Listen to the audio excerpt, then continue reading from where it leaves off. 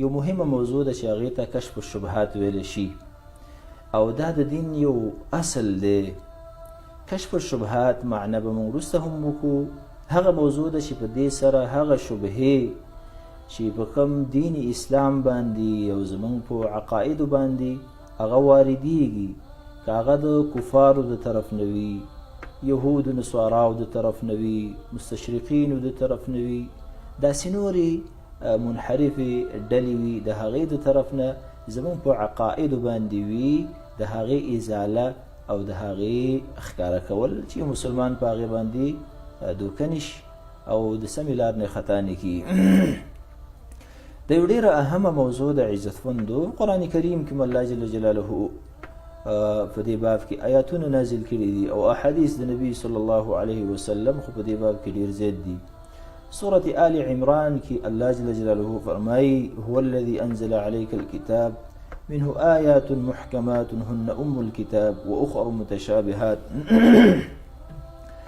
فأما الذين في قلوبهم زيغ فيتبعون ما تشابه منه ابتغاء الفتنة وابتغاء تأويله. الله جل جلاله فرمایي چې په قرآن کریم کې موږ محکم آیاتونه هم نازل کړي دي او متشابهم دي. حکمت او فایده هم پکې دا ده چې امتحان زمونږ او د ستاسو کوي، د ټولو انسانانو کوي چې څوک صحیح لاره باندې ځي او که نه څوک په هغه لار باندې ځي چې کږه لار ده او په دې لار کې خنډونه پیدا کوي. د غرض مې دا دی چې الله جل جلاله آیات نازل کړی دی په دې باب کې او داسې نور آیاتونه شته دی او حدیث هم په دې باب کې شته دی چې وروسته به ذکر کوو. او بیا خاص کر زمونږ په دې زمانه کې او په دې عصر کې شبهات دا ډېر زیات دي. دا یو مشکل دی. دویم مشکل دا دی چې په ډېر اسانتیا سره دا شبهات موږ ته رارسېږي.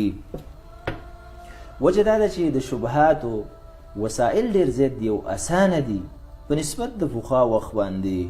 اوس نن سبا وسایل د دې شبهاتو دومره زیات دي چې زموږ او ستاسو په دې جیب کې پروت وي. همدغه رنګې د دې کپاڼې دي، صفحې دي، چینلې دي، همدغه رنګې فیسبوک شو، تویتر شو، واټساپ شو وغیره، دا نور چینلې دي چې په دې باندې موږ ته شبهات راځي او په اسانه باندې رارسېږي. همدغه رنګې عزتمندو زموږ نسل هغې په دې مشکل کې ډېر واقع کېږي.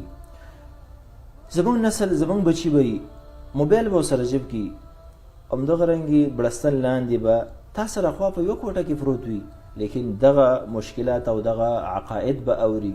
نو په دې وجه باندې دا ډېره یو مهمه موضوع ده زموږ او ستاسو دپاره، د دې دپاره چې اول د خپل ځان اصلاح وکړو او بیا خپل ماتحت نسل چې د هغې په تربیت باندې موږ مکلف یې د هغې اصلاح وکړو. عزتمندو د نبي صلی الله علیه وسلم د نبوت نه او د هغې د پیغمبر کېدو نه مخکې هم داسې کاږه خلک وو چې هغې به خلک د سمې لار نه غلطو لار ته اړول، کږو لار ته به اړول.